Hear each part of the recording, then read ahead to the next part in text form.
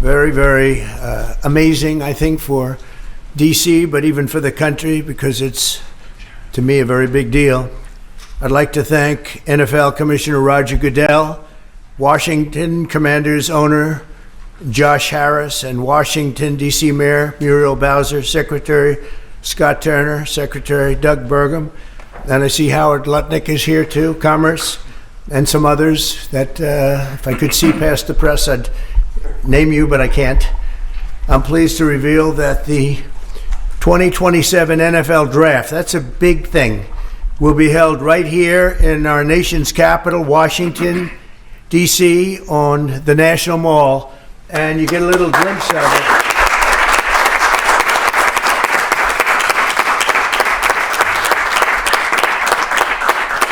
I was just saying to Roger, I don't think there's ever been anything like that. That's a good idea. In fact, maybe we could use it for other things also. I have an idea. It's going to be beautiful. It's going to be something that nobody else will ever be able to duplicate that, I don't suspect. It's very exciting. Every year, hundreds of young football players have their dreams come true as the NFL teams across the land, and you just saw that last week, select the best young players in America to join their ranks.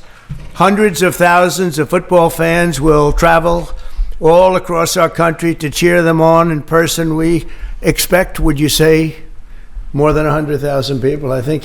What is the capacity, would you think it can hold? Because the mall can actually hold up to 1 million people if you go all the way back. What do you think? Over 3 days, we'll be over 1 million. Oh, yeah, you're going to have a tremendous amount of people.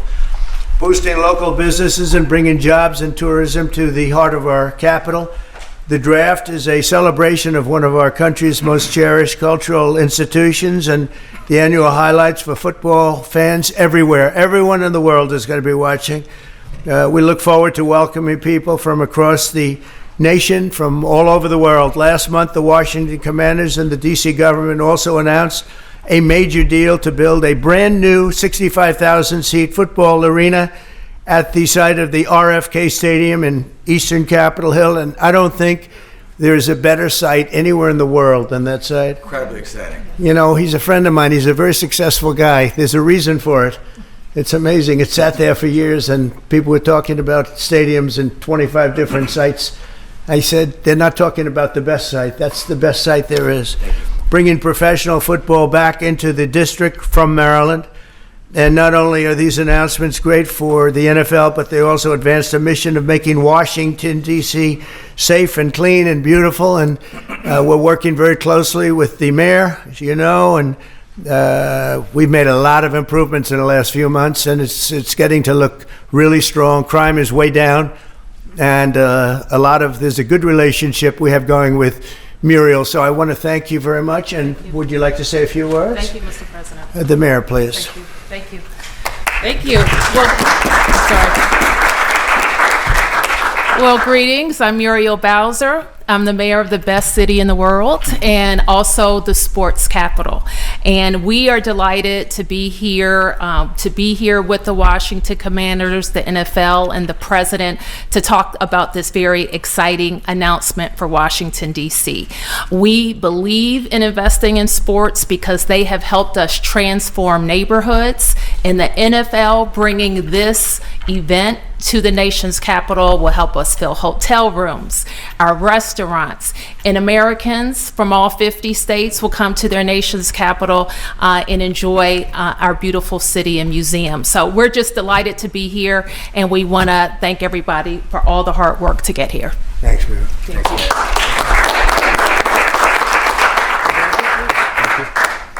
Well, Mr. President, thank you. We're honored to be here in the Oval Office, and to have you announce the 2027 NFL Draft is a special treat. So thank you for your support. Also, thank you for your support in the Commanders' new stadium. We agree it's going to be a great site. We think it's going to be great for our fans here, and it's great to come back home. And so we're very excited about that. Josh is leading the way on our behalf, and the mayor, so we thank both of them for that.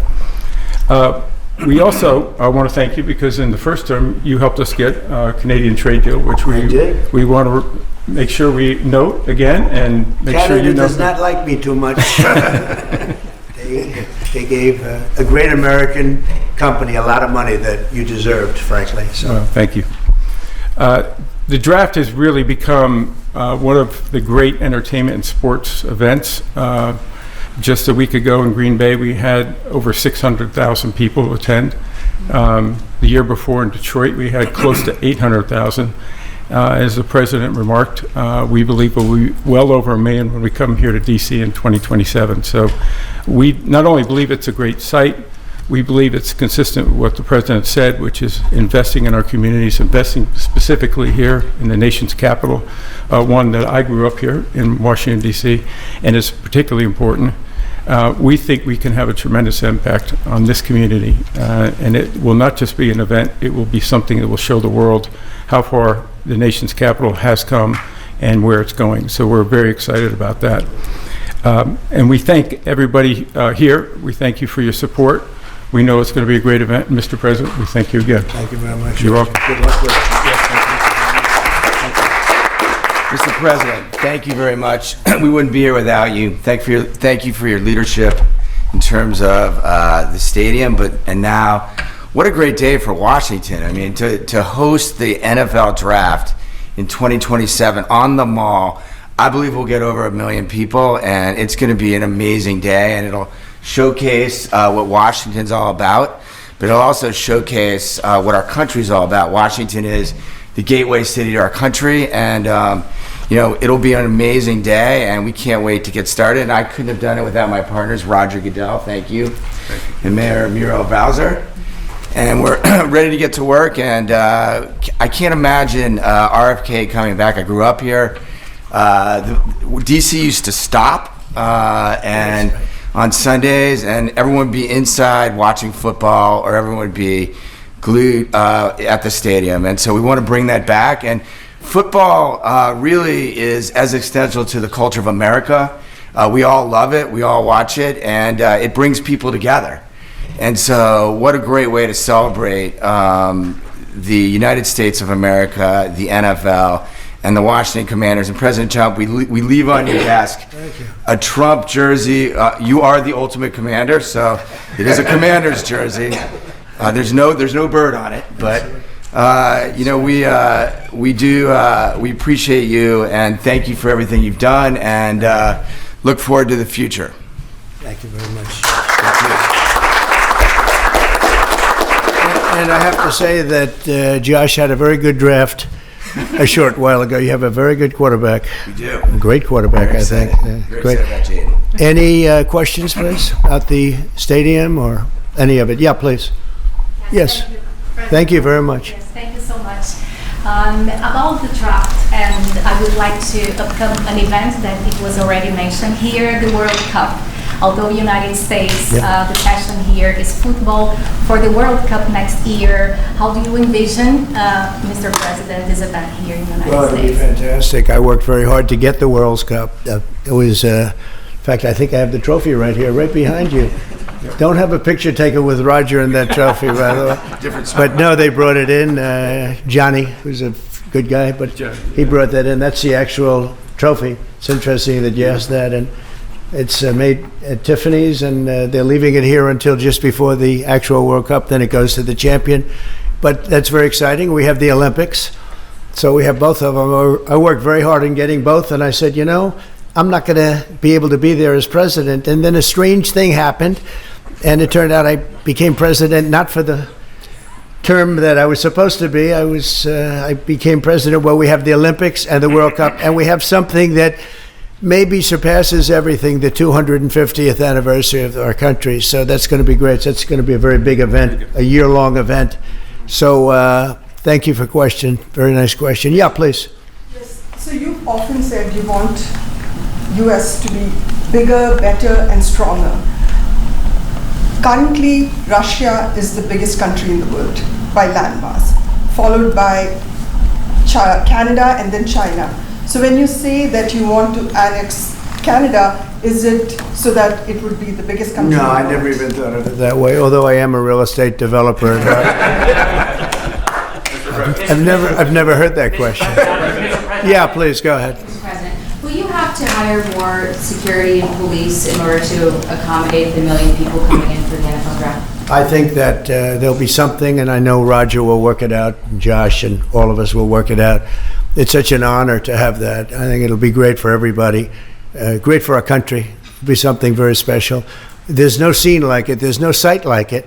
My whole life was based on sites, locations, and as soon as I looked at that rendering, it's going to be beautiful. It's going to really be beautiful. You know, interestingly, I didn't know exactly where it's at relative to the Capitol, but the stadium, if you go back, is right behind the Capitol, miles behind, but nevertheless visually right behind it. So it's going to be an architect's dream, whoever the architect is chosen, and the owner. It's going to be something special. I think it's going to be great for the area. Going to be, it will be top of the line. I know these people very well, and they only know about top of the line. And I would say that more will be put into the stadium than would be put into a identical stadium of a similar size. I think they're going to do a special, because of the importance of the location. I have no doubt they'll do a special job. Yeah, please. Can you explain a little bit about how you would implement tariffs on the film industry, kind of how that would work? Well, that's a different story, but our film industry has been decimated by other countries taking them out, and also by incompetence, like in Los Angeles. The governor is a grossly incompetent man. He's just allowed it to be taken away from, Hollywood. Hollywood doesn't do very much of that business. They have the nice sign and everything's good, but they don't do very much. A lot of it's been taken to other countries, and a big proportion. And I'm actually going to meet with some, because, there's some advantages, I guess, and I'm not looking to hurt the industry. I want to help the industry. But they're given financing by other countries. They're given a lot of things. And the industry was decimated. If you look at how little is done in this country now, you think we were the ones. We used to do 100, not long ago, 100%. Now we do almost like very little. It's shocking. Are you in that business too? Because he's in so many businesses. You could explain it, but it's not a good situation.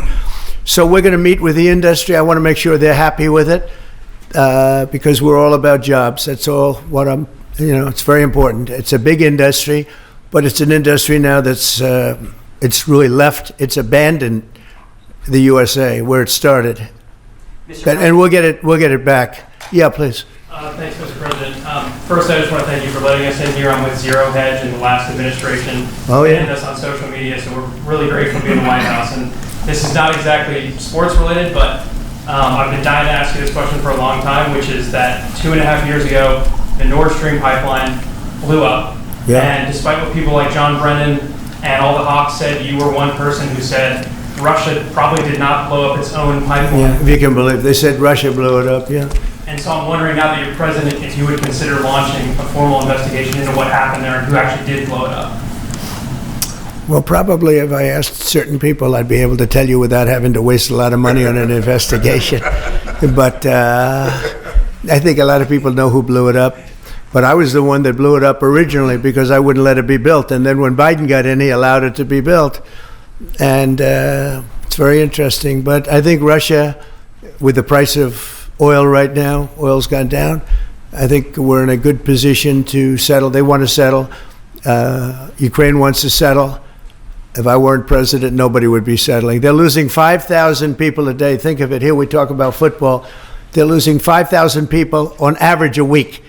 Mostly Russian soldiers and Ukrainian soldiers. 5,000 a week, not including people that are, killed as missiles go into areas that they shouldn't be. It's a very terrible thing, and I think we've come a long way, and it could be something will happen, but hopefully it will. As you know, President Putin just announced a 3-day ceasefire, which doesn't sound like much, but it's a lot if you knew where we started from, because they were not. We had a president that for 3 years didn't speak to Putin, and it all shouldn't have happened. This is a war that should have never happened. And you're going to be very disappointed when you find out the real number of people that were killed. It's far greater, many times greater, I believe, but far greater than the numbers that you're putting out. It's a very, very deadly, horrible war. Okay? Yes, ma'am. Thank you, Mr. President. Some Catholics were not so happy about the image of you looking like the Pope. Oh, I see. You mean they can't take a joke? You don't mean the Catholics, you mean the fake news media. Not the Catholics loved it. I had nothing to do with it. Somebody made up a picture of me dressed like the Pope, and they put it out on the internet. That's not me that did it. I have no idea where it came from. Maybe it was AI, but I know nothing about it. I just saw it last evening. Actually, my wife thought it was cute.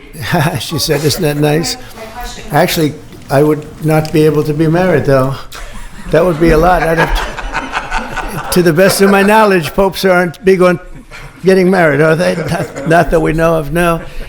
I think it's the fake news media that, they're fakers. My question, though, sir, was about the fact that it was put out on the White House account, even though it was AI generated, it was a joke, it was a meme. Does it at all diminish the substance of the official White House account to have it go out on that? Give me a break. It was just somebody did it in fun. It's fine. Have to have a little fun, don't you? Yeah, please, go ahead. Tell me about the program that's just been introduced to give undocumented immigrants living in the United States About me? $1,000 to self-deport. Can you just tell us a little bit? Oh, the new program, yeah. We have millions of people that have come into this country illegally through an administration that didn't know what they were doing. They didn't have a clue. And now we find out officially they didn't because the president was incompetent, but I could have told you that before.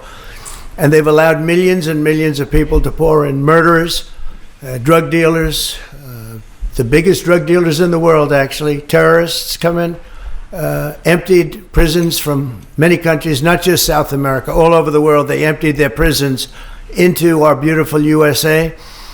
And to get that many people out, 21 million people we think the real number is, but let's say 3 million of them are serious criminals.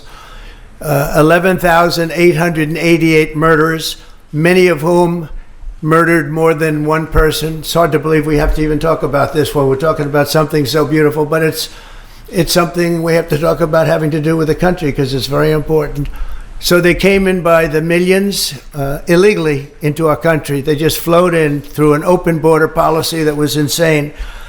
And what we've done is we've offered, you know the numbers, but because we're taking them out by the thousands, we're being obstructed. It's very unfair what's happening because the court system it's very unfair. We have to get them out fast. These are bad people. These are people that are killing, and they've already killed many people in this country. The illegal immigrants that came in illegally through an open border policy, which is insane. We talk about common sense. That's not common sense. And they came in from the Congo, all over Africa, all over Asia, all over South America, parts of Europe. They flowed in and just walked right into our country. We had no idea who they were. 21 million at least. That's probably a low number. You hear lower numbers than that. It's not. That's a low number.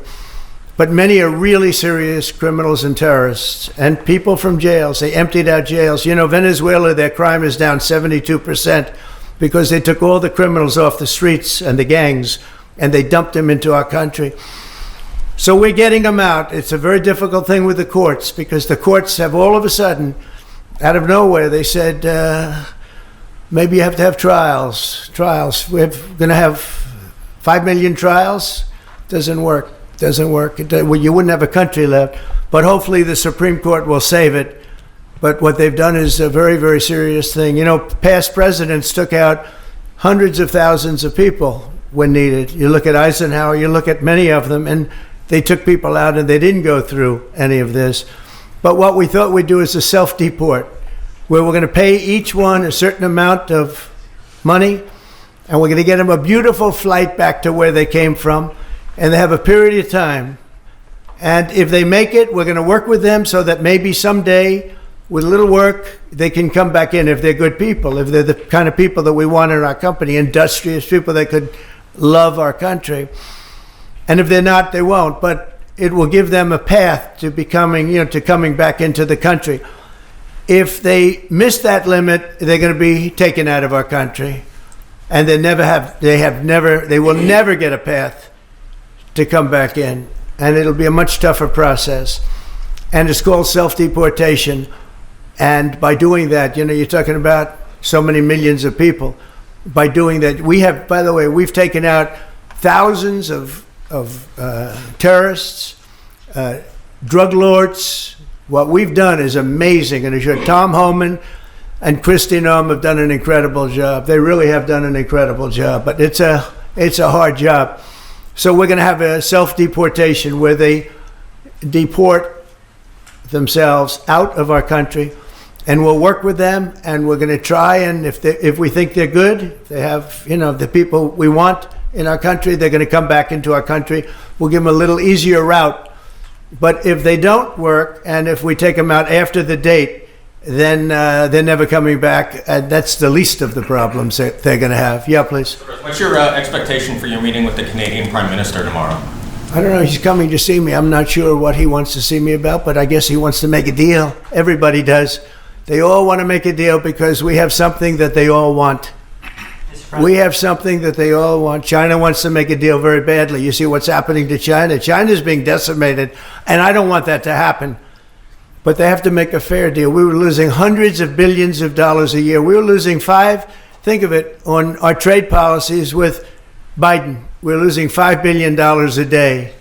I think Josh, as a great businessman, would not let that happen too long, right? How many groups can lose $5 billion a day? Hard to do that. If you lose $5 billion one day, that's the end of that company, right? You're fired. He says, "You're fired. Get out of here." So we essentially did that, and we have it down to a very low number. We're doing really well, really well. Yeah. How did you decide to reopen Alcatraz? Can you walk us through that decision? Did I say what? To reopen Alcatraz, how will you use it? How did you come up with the idea? Well, I guess I was supposed to be a movie maker. We started with the movie making, and we'll end. I mean, it represents something very strong, very powerful in terms of law and order. Our country needs law and order. Alcatraz is, I would say, the ultimate, right? Alcatraz, Sing Sing and Alcatraz, the movies. But it's right now a museum, believe it or not. A lot of people go there. It housed the most violent criminals in the world, and nobody ever escaped. One person almost got there, but they, as you know the story, they found his clothing rather badly ripped up, and it was a lot of shark bites, a lot of problems. Nobody's ever escaped from Alcatraz, and just represented something strong having to do with law and order. We need law and order in this country. And so we're going to look at it. Some of the people up here are going to be working very hard on that. And we had a little conversation. I think it's going to be very interesting. We'll see if we can bring it back in large form, add a lot. But I think it represents something. Right now it's a big hulk that's sitting there rusting and rotting. You look at it, it's sort of, you saw that picture that was put out. It's sort of amazing.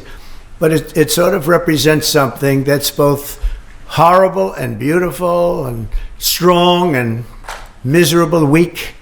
It's got a lot of qualities that are interesting, and I think they make a point. Okay, are you guys okay? I want to just say that it's such an honor to be up here with my friends, because this is a group of people that have done an amazing job, and all we can do, Muriel and I, is give them the greatest site there is, I think, that I've ever seen for something like this. And I did very well in the real estate business. I think this is the greatest site there is anywhere in the world for exactly what you guys are doing. And we'll work with you. We've got a lot of work to do to get it going, but we'll work with you, and we'll try and make the dream come true. And I want to thank you all very much for being here. Thank you. Thank you very much.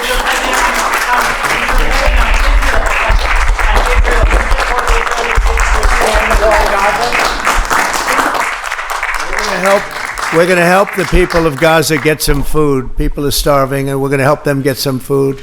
A lot of people are making it very, very bad. If you look, Hamas is making it impossible because they're taking everything that's brought in. But we're going to help the people of Gaza because they're being treated very badly by